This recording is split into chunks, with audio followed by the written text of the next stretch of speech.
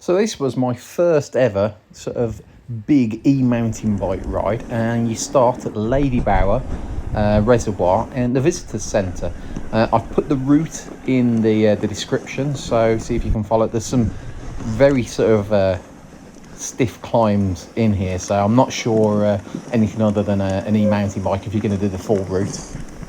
And near the end of the route, for the last couple of miles, there are some devastating rock gardens, which took out two spokes on my rear wheel. So they were absolutely so much fun, but yeah, they're a little bit deadly.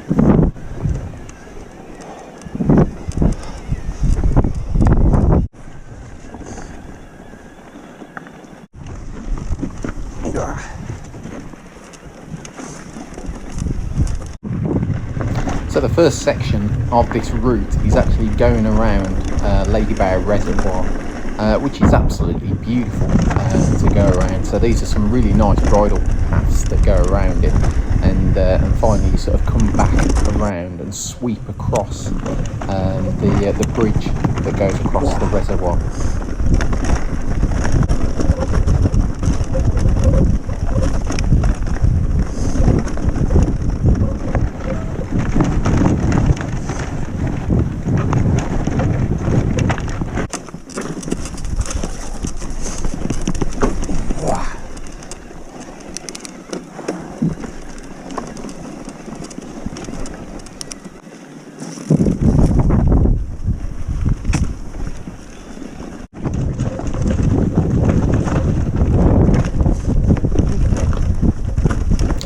I thought some of these sort of rock gardens, sort of uphill ascents were pretty good and pretty technical, but it was nothing compared to what came near the end of the ride. So yeah, if you are going to do this route, make sure you've got some decent suspension on your bike, because this is just the rocks that you see here are only sort of a fraction of what you get later on in the route.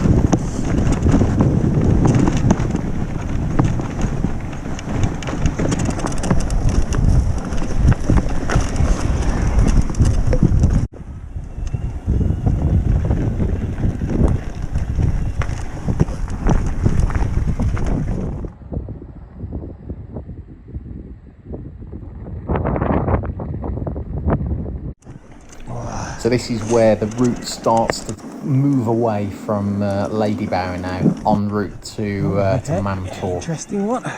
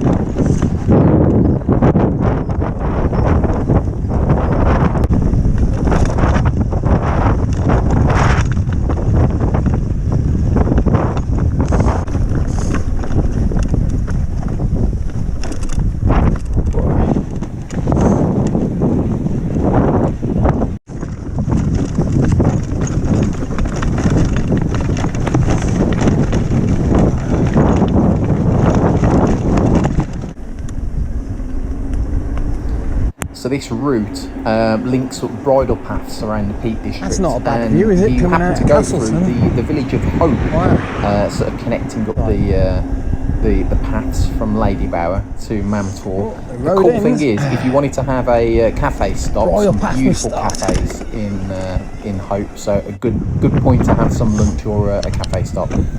and now we're actually on the Mam Tor old road, and it looks like all subsidence has actually occurred and allowed the whole road to slip, and obviously you can't get any motorised traffic along here at the moment, but it looks pretty epic, and it's quite cool to ride and great. There's no other traffic on here. But straight after you complete this section, you're back onto a small road which takes you up to the bridle path on Mam Tor.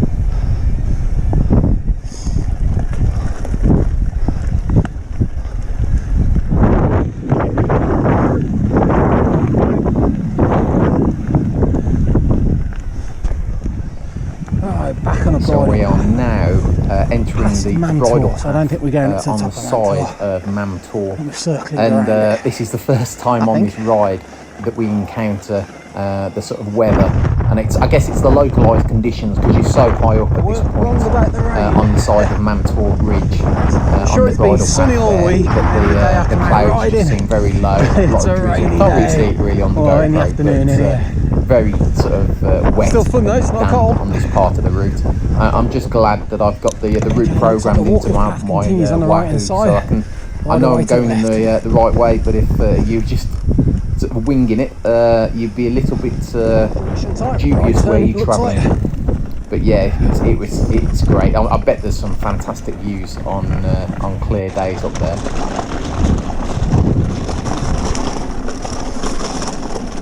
Oh, if only the weather would pick up. Look at what an amazing view of the valley.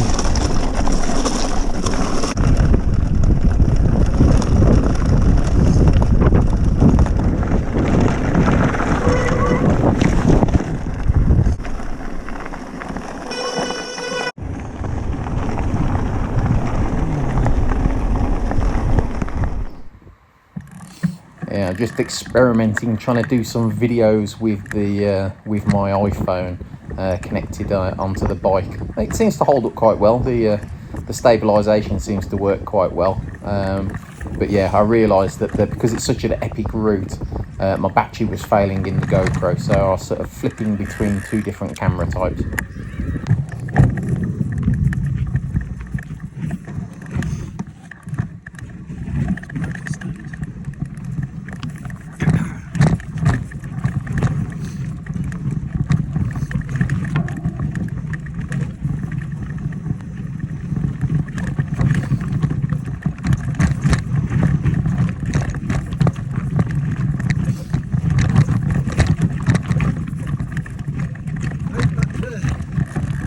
Stabilisation.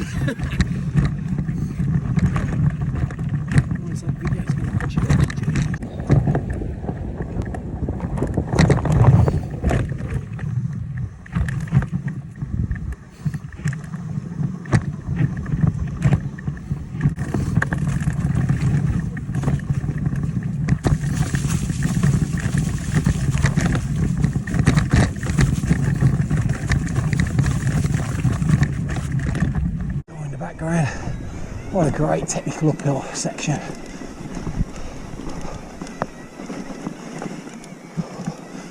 Oh.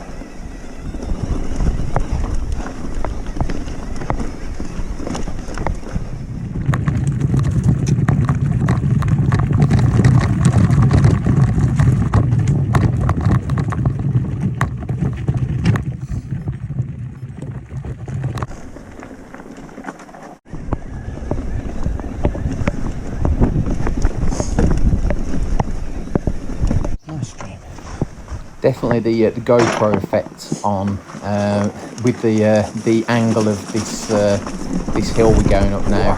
I did find that unless you really kept up the pace, if you stopped on some of those inclines, it doesn't matter how powerful your e-bike is, because the rear wheel will just spin around. So the idea is just to sort of take it slow, but not too slow, effectively getting up there to keep that momentum going up. Okay, so this is a sort of a descent. When it started like this, I didn't realise how much of a rock garden it was going to be.